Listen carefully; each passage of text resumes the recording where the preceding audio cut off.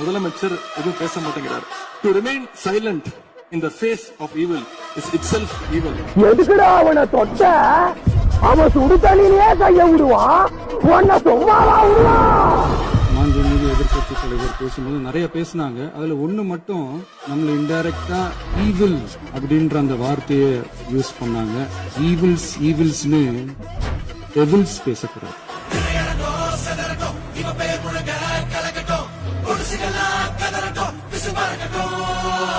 கடந்த 4 நாட்களாக திராவிட முன்னேற்ற கழகம் முதலமைச்சர் ஏன் பேசலன்னு சொல்லிட்டே இருந்தாங்க.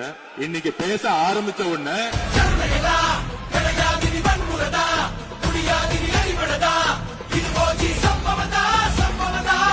இப்பவும் சொல்றேன், மக்கள் பணத்துல இருந்து ஒரு பைசா கூட தொடமாட்டோம், தொடவும் விடமாட்டோம், தொட்டா விடமாட்டோம், இதுக்கு முன்னாடி தொட்டவங்களையும் விடமாட்டோம்.